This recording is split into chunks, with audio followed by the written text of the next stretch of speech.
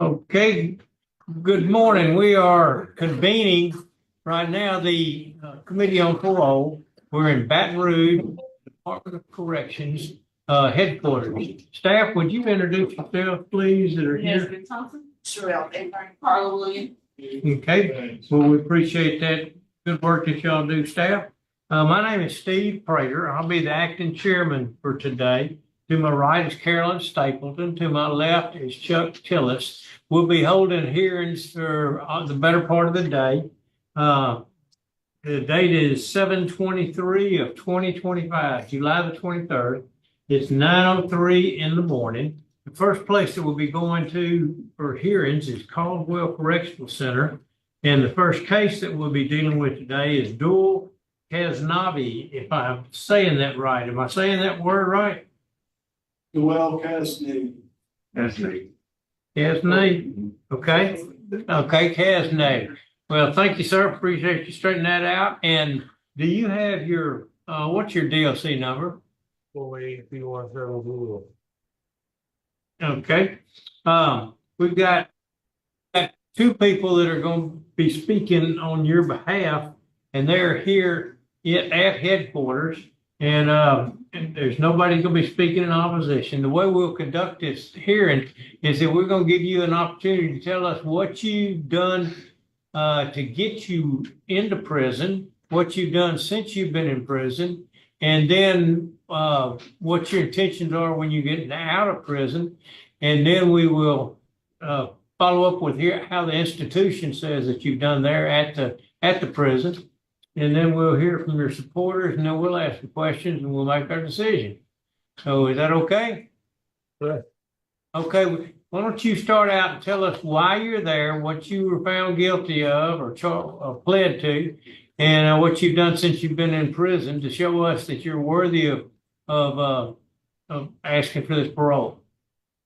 I'm in prison because marijuana, and I made a bad mistake coming off. I had a stroke in 2019. I was doing good, then fell back, got in trouble with the marijuana, and right now I'm bettering myself. I did all my classes. I'm on trustee. Been trustee for 2 years and 2 months. I'm working in the kitchen. I'm baking for the whole compound. And when I go home, I'm trying to go back to my wife and my daughter. She's about to be 14 years old, and I'm trying to go home. So me and her trying to build a relationship together. She want me home. I found with her, and when I come home, I won't leave my life alone. So I'm trying to do whatever I got to do to make my family happy. I'm tired of them going through this. What I'm going through. Okay. All right. Well, we appreciate that statement. And I didn't ask you to introduce the folks that were in the room with you for Caldwell Correctional Center. But is there staff in there with Caldwell? Yeah. Yes, sir, it is. My name is Lieutenant Tatum. I'm over transportation. Okay. Well, thank you for hosting us. I'm sorry I didn't have you introduce yourself at the beginning. Would you tell us what kind of fellow Dual has been since you've known him and how long you've known him? I've known Mr. Castanet for approximately about 2 years now. He's a well-modeled inmate. He's not been in any trouble. He's always very polite to the staff. He, like I say, works in the kitchen. He's been a well-modeled inmate since I've known him. Okay. Well, we thank you for that input. Okay. With us here in Baton Rouge is your wife and your father. I think they're going to be speaking. So whichever one of y'all would like to speak first, that'll be fine.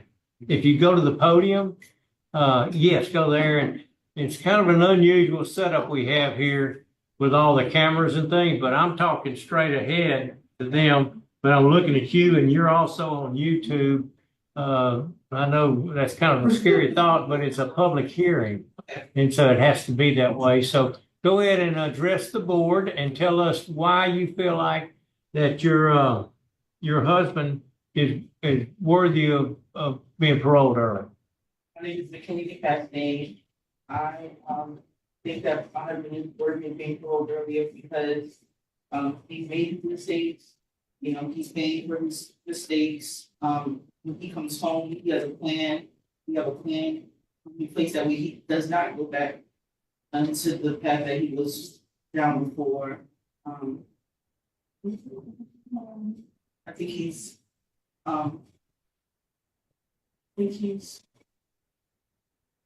really got himself, his mind together, and he's ready to.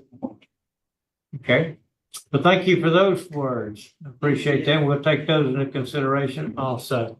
Now let's see, the father, Doyle. I'm sorry, I'm not going to even try that name. Noel Fashion. Okay, thank you, sir. I'm not good with pronouncing names I'm not familiar with. Go ahead and tell us what you got to say about your son. I noticed the changes, times that I spoke with my son over the phone compared to previous times I spoke to him over the phone from being incarcerated. One of the first things that really touched me and know that he was serious and was making changes was when he told me that he received God in his life and that he was working and striving to do everything he can to come home and be a father to his daughter and a husband to his wife. And he told me he was taking every available program that he could. He completed the program, get in the program. And I also reflected on some of the things that he was saying, and being a father, being his father, I reflected back on the troubled times that I had in my life coming up and what made me change. Of course, it was the law and receiving God into my life and everything. It helped me focus on where I wanted to be in life. And today, I am proud to say I am a veteran. And it's been well over 20 years that I put my troubles behind me. And I have that feeling for my son, being his father, knowing who he is, that he has finally matured and grown and have a goal set in his life. And I feel that his time has come. Okay. All right. Thank you, sir. Thank you for those words. Let me ask a question. His wife. You're his first wife? Excuse me? No, I was asking his wife. Oh, yes, I'm sorry. You're his first wife. How long y'all been married? We've been married for 6 years on the 27th of July. 6 years? That's Okay, thank you. Okay. Your case has been assigned to Ms. Stapleton as the primary interrogator or interviewer, and she'll ask questions, and we'll ask questions, and we'll vote. Simple as that. So, yes, ma'am, Ms. Stapleton. Okay, Mr. Casnave, I heard that you feel comfortable that you're accomplishing the things that you need to accomplish in order to get out of prison and everything. But when I got your record, you're a 6-time felony offender. Yes. and, drugs, distribution of drugs and stuff. So I'm just going to read the summary of the case, all right? Uh, that was handed to me. Mr. Casnave has spent most of his adult life either on probation, parole, or behind bars. Since 2003, when he turned 18, he was only free on September 17th, 2013, until 2015, when he was arrested for one of his instant offenses. Mr. Casnave has had one successful probation year and one successful parole term. His other terms of supervision ended in revocation 4 times. The revocations were due to the commission of subsequent offenses. Mr. Casnave was on a reentry intensive probation when he committed the instant offense of production of marijuana. The commission of this new felony offense resulted in the revocation of his reentry court probation and being sentenced as a habitual offender. You had charged with the distribution of marijuana to an undercover officer for your first instant offense, and he was found to be growing marijuana in the second instant offense. The second instant offense occurred during the intensive reentry court probation term. The sheriff is opposed to your parole, and you have a 20-year sentence. Am I correct, sir? Okay, so that's it in a nutshell. From what I understand, that reentry intensive probation was giving you every opportunity to do well, and you didn't. Yeah, no, I didn't plead it. I made a mistake, and I had caught a stroke at 19. That's why I was better to talk a little bit. You understand what I'm saying? And yeah, it put me back. And I'm paying for my mistake right now, but if I get home right now, my mind set on my goals, and my goal is go home, be with my wife, spend time with my daughter.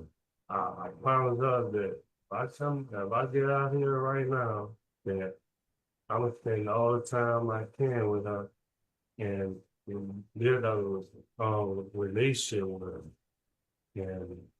And I promise that I'm not gonna break that promise for nobody.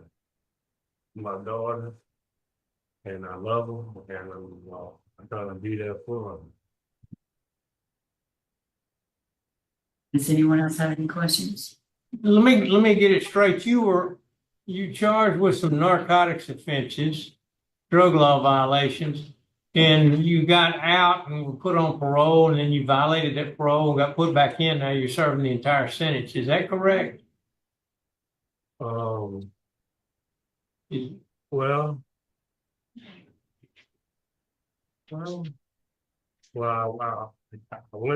I got on in 2018, and Right. and I was doing like what it was 5 year probation, and then if you finish the program, you get over that. But when I caught my stroke, the judge took me off. He told me he took me off for re-entry because I was doing so good that he felt like I wasn't getting no trouble. So he took me over re-entry. So when I caught the marijuana charge, they brought all that back up. Okay.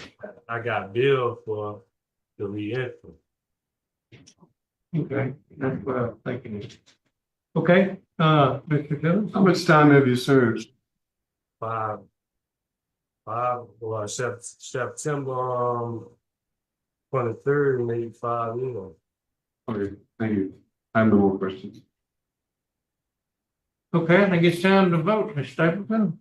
Okay, sir, based upon You're a six-time felony offender. You were given an excellent chance to move forward in your life, and you didn't do that. You were involved with drugs again.